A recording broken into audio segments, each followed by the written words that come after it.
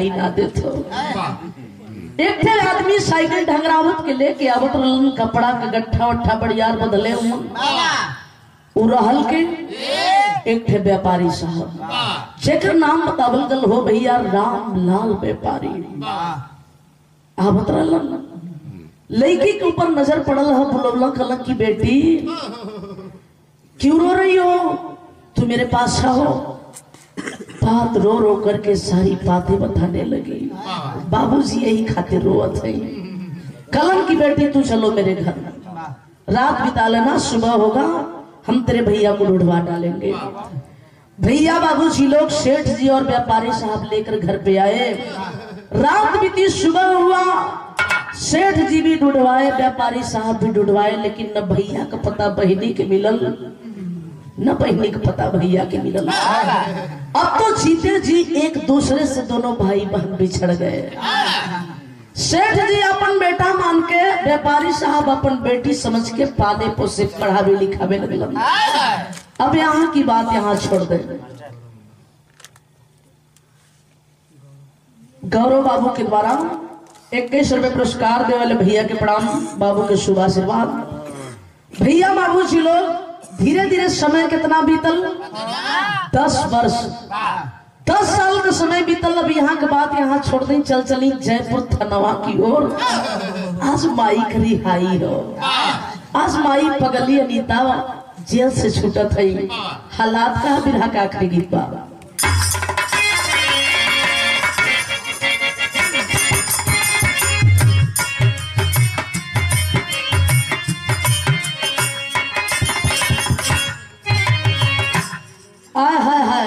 तर्ज है लेकिन तर्ज छोड़ दो। अरे हवर मतारी पन भी हरी हवर मतारी पन भी हरी के जलिया के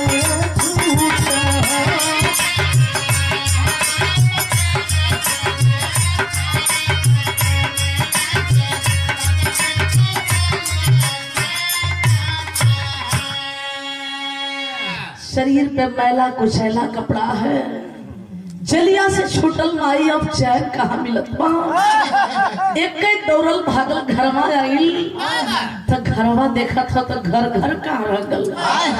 10 साल में तो घर ढह के मसान हो गल। पास पड़ोस के लोगों से घबरा घबरा पूछत है, भैया हे बहनी हमारे बाबू हमारी भैया के कोई देखल हो। जब केहू सही ठिकाना जाने तब तो कोई बतावे, केहू बतावत ना हो। जब गांव के लोग नाम बतौलन, माही पागल सी हो गई। अब वही तक तो उम्मीद रह के दोनों बचवन के लेके शौक से जिंदगी जी ले, लेकिन हमार दोनों हीरा बिछड़ गईलन। अब हम के लेके जिंदगी जी पागल हो गई। इतना ही नहीं, एक भिखारन का रूप धारण कर लेती है। दिल में एक कठे ख्वाब हो बाबू, आज ए गांव में, कल ओ गांव में, परसों ओ गांव में भीख मांगब खाई। दोनों बचवन का तलाश कर। भैया बाबूजी लोग मान निकल पड़ी गांव छोड़कर। भीख मांगते खाते माई के समय धीरे धीरे बहुत ज्यादा बीत गया। कहने का मतलब माँ भी एकदम बुजुर्ग अवस्था में हो गई। अब यहाँ की बात यहाँ छोड़ दे। विराज सुनने वाले बाबू चाचा भैया लोग, कठिन का परिश्रम का फल बड़ा मीठा होला। पढ़ लिख करके बेटी और बेटा कौनी मुकाम क्या हासिल कैलन, कभी जी भाव दिलन। बाहर लिखे वाले भाव, अरे पढ़ी लिखी दरोगा बने, चलली कुंवरिया, ए बाबू डॉक्टर बीरन रहले, जवनी सहरिया कहे वह पगली में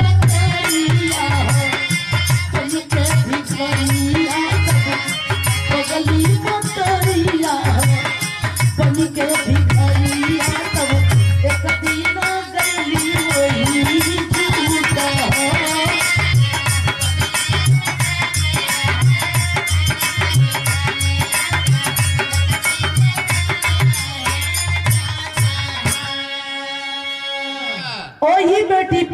आज पढ़ लिख करके बाबूजी दरोगा के पद पे कार्यरत हो गई है।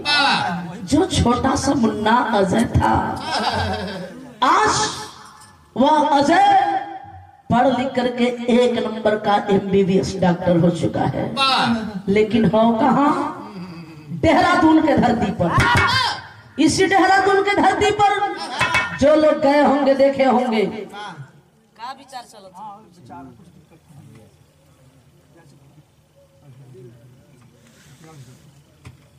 ए बाबू, आखिर जो लोग गए होंगे, देखे होंगे, वही देहरादून के धरती पर एक काली माँ का बहुत विशाल मंदिर हो।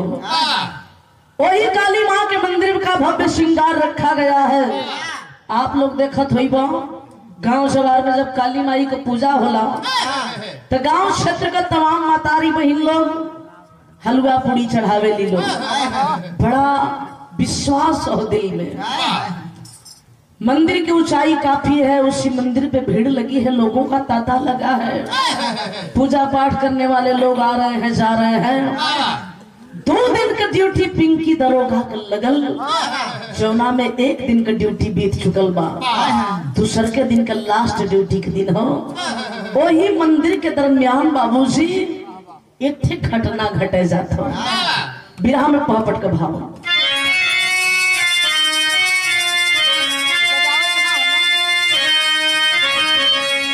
अरे जहाँ पिंकी करत रही रखवाली काली मंदिर में,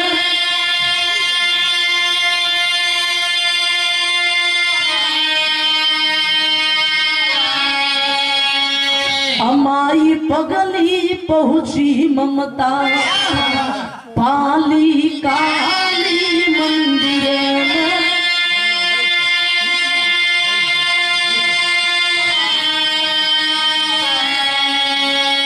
अरे भूख प्यास से व्याकुल ममता खाली भोजन बदे पुकारी हो।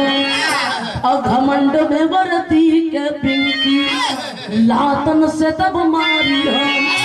अरे फट गया सर बहे खून की लाली काली मंदिर।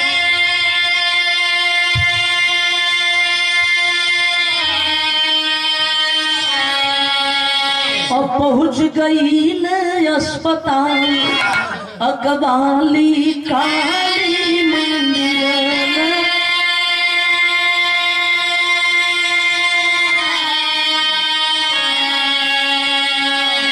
काली जी के उस मंदिर में भीड़ तो तमाम लगी है, मंदिर की ऊंचाई काफी हो। उसी भीड़ में एक पागल भिखारन है जो चिल्ला चिल्ला कर आवाज दे रही है, बाबू हमें कोई खाना दे दे, कोई भोजन दे दा बाबू। कोई आवाज उस भिखारन का सुनने वाला नहीं है। मंदिर के ऊपर दरोगा पिंकी की नजर पड़ी, आवाज दिया, रे पगली भीख ही मांगना है, उधर गांव जवार बस्ती में चली जाओ, उधर मार्केट में चली जाओ, वहां तुम्हें खाने के लिए भोजन मिल जाएगा। यहाँ पूजा पाठ करने वाले लोग आ रहे हैं और जा रहे हैं, सुनत जरूर हो। लेकिन पेट के अग्नि मानत ना ही बा। सोचे लगल कि तरह हमें कोई भोजन न दे। मंदिर के ऊपर जाई पुजारी बाबा जरूर है, हमें भिखारन के पागल समझ के न कुछ तो थोड़ा सा प्रसाद दी है ना, प्रसाद खा ले, पानी पी ले, थोड़ा समय खातिर जलत अग्नि के शांति मिल जाए, तब तक हम गांव की ओर बढ़ जाए। यही उम्मीद लिए पगली भिखारन मंदिर का सीढ़ी चढ़ना शुरू कर दी। एक सीढ़ी चढ़ल हो भैया, 2 सीढ़ी चढ़ल, एक पैर तीसरी सीढ़ी पे, पैर का पहला कदम चौथी सीढ़ी पे। तब तक तो देखा दरोगा पिंकी की पुनः नजर पड़ ही गई। ऊपर से डांटती है, करे पागल कान की बीमारी लगती है, कब से मैं चिल्ला चिल्ला कर परेशान हूँ, तुझे सुनाई नहीं दे रहा। ऊपर से मंदिर का सीढ़ी चढ़ते आ रही है, आया है नया खून, नया जोश, नया उमंग, बर्दाश्त न भल। वर्दी के घमंड में बाबूजी पैरों में पहने बूट तर सीढ़ी के नीचे उतरते ही खींच के बूट मर ली। आखिर बड़ी पगली भी कारण निचली सीढ़ी पे सर पड़ा तो फट गया सर, ब्लड चलने लगा। 5 मिनट भी देर ना लगल कि पगली बेहोश हो गई। अब तो घबरा गई दरोगा, इतनी जल्दी ये पगली बेहोश हो गई और कहीं ये मर गई तो मरी नौकरी जा सकती है। चूंकि मुझे मारने का हक है, मुझे मारने का अधिकार है, लेकिन किसी को मौत देने का अधिकार नहीं है। चूंकि इतने लोग साक्षी हैं। सिपाहियों को बुलाई, गाड़ी बुलाई, उस बुढ़िया को उठवाई, गाड़ी पे लदवाई, लेकर चल देती है। हॉस्पिटल में गई पगली के बाबूजी बेटवा पे लेटा के डॉक्टर बाबू से हाथ जोड़ के दरोगा पिंकी बात कर लेंगे। आलम भाव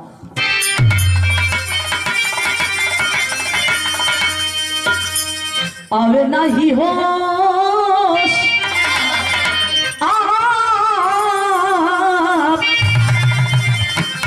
आवे नहीं होश जोश, टूटल पिंकी के बाबू। बोला है डॉक्टर बतिया खुनवा लिया जल्दी,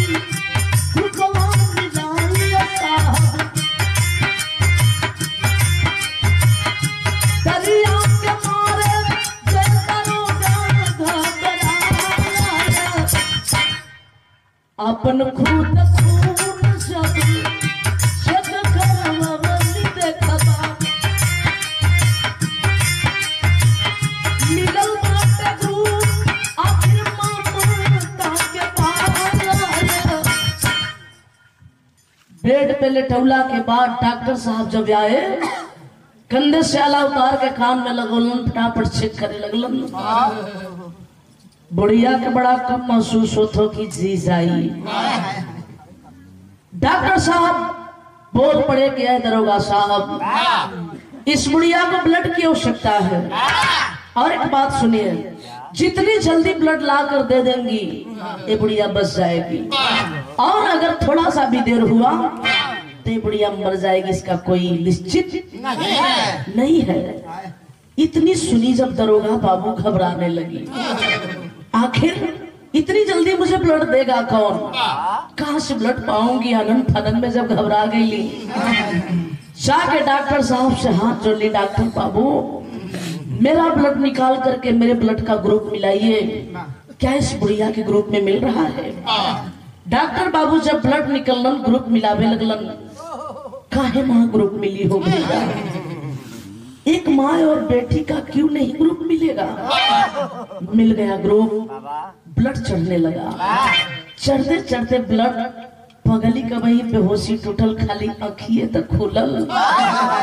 तब तक दरोगा पिंकी अपनी आप के रोक न पौली, दौड़ के बेटवा के पास गई, हथवा जोड़ले गली की अरे पगली माई एक बात बता रे, तू भी क्यों मांगती है, तू रहने वाली कहाँ की है और तेरा नाम क्या है, क्या तुझे ऊपर वाला ने कोई औलाद नहीं दिया जो तू गली गली गांव गांव में भीख मांगती रहती है। 5, 7, 6 सवाल जब तर कैली भैया वो पगली, तब तक अखिया खुलल तो रोवे लगल। अब वही बैठले के हिम्मत नहीं चलत हो, रो के बेडवा पे लेटल, यही तरह का हथवा जोड़ लगल कि साहब मत पूछी साहब मत पूछी, अरे वो ऊपर वाले मालिक के भला बुरा मत कही साहब, वो ऊपर वाला ने मुझे तो सब कुछ दिया था, जब सब कुछ तुम्हें दिया ही था तो तू भी क्यों मांगती है। इतनी बतिया जब सुनलस हो बाबू, वो पगली देखबा बर्दाश्त न कैलस, एक ठे बात कहलस। बिरहा सुने वाले बाबू का कहलस, भेदवा बताई माई ए साहब पिंकी मोर कुंवरिया रानी,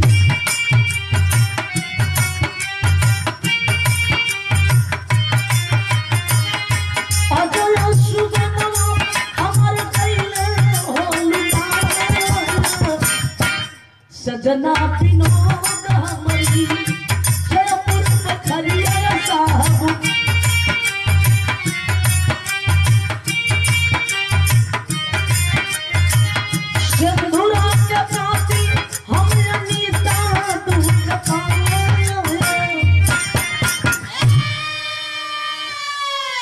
रो के कहली कि ये साहब एक ठे मालिक हमें बिटिया देहले रहला जोनी बेटी के नाम हमरे बड़ा प्यार दुलार से हमार स्वामी पिंकी रखले रहला एक ठे हमार नादान मुंडा रहला साहब जोनी हमरी बेटा के नाम हम दोनों प्राणी मिलके अजय रखले रहली। हमारे घर जाना चाहते हैं हम जयपुर का रहने वाला साहब पति का नाम विनोद सरकारी मास्टर रहलन अपने पति का कातिल हमें भागन अनीता है साहब। इतनी बात जब डॉक्टर और दरोगा सुने बाबूजी फट गई छाती खिलखिलाने लगे बा माई बा वह माई हो ना वह माई हो हरे हर वक्त दुख है उठे वो पगली जोनी तू मुन्ना के जोने तू पिंकी का तलाश करत ही रे वो तोर बेटी कोई और ना रे माई ये है तोर बेटी पिंकी जो तेरे सामने खड़ी हो। डॉक्टर बाबू बोले कि भाई हरे जोनी अपनी अजय छोट बचवा के खोजत है ना तोर वो है बाबू आज तेरे सामने खड़ा बा। जब अनीता माँ इतनी बात सुनी एक हाथ बेटी के सर पे एक हाथ बेटा के सर पे सर से लेके चेहरा तक सहलावत हो वो मालिक से बार बार दुआ करत बा कि बा भगवान हमार बेटी इतना बड़ साहब हमार मुन्ना इतना बड़ साहब चेहरे तक हाथ जाता है तो ऐसा बिरहा गजब हो गई।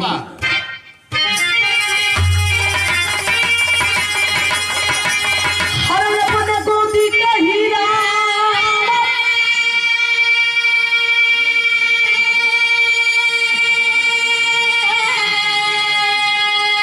हर निहारी पगली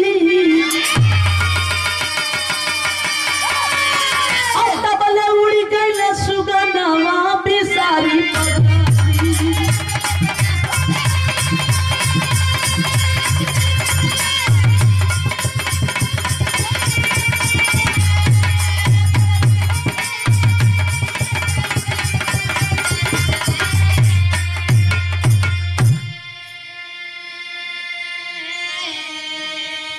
अरे रोवे लाया जाया थई के माई का चरनिया अगर लगा के रो भैया से बहिनी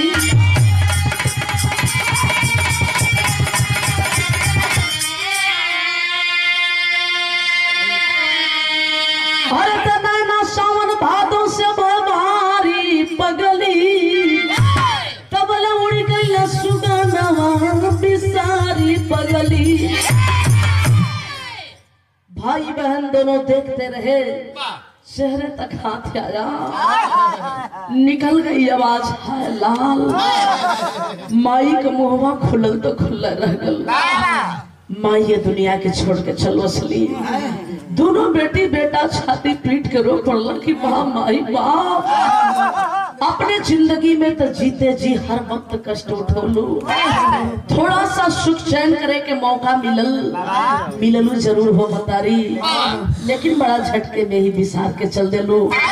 दोनों भाई बहन रोते रोते अपनी हौसले को बुलंदी दिए आखिर कैलन काम और मिट्टी के माँ के लाश को सजाने लगे।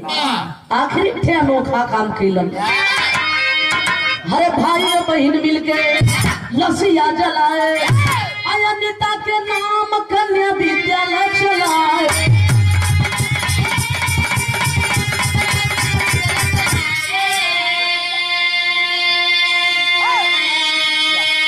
अरे तो सोहा देहरादून के मझारी पगली अब उड़ गई सुगनवा बिसारी पगली।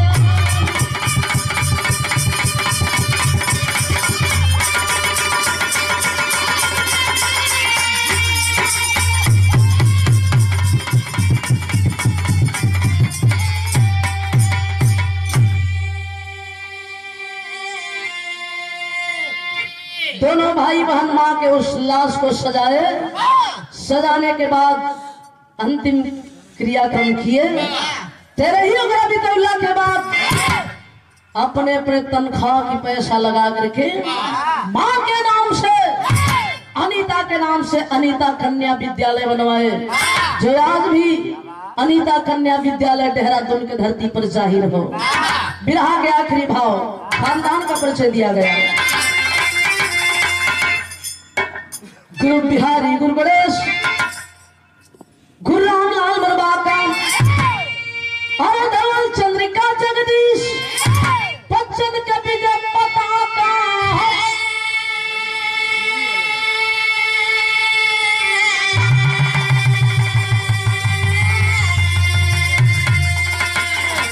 अरे इज्जत का आशियाना ना जली हो, अरे इज्जत का आशियाना ना जली। यही से हम कहिला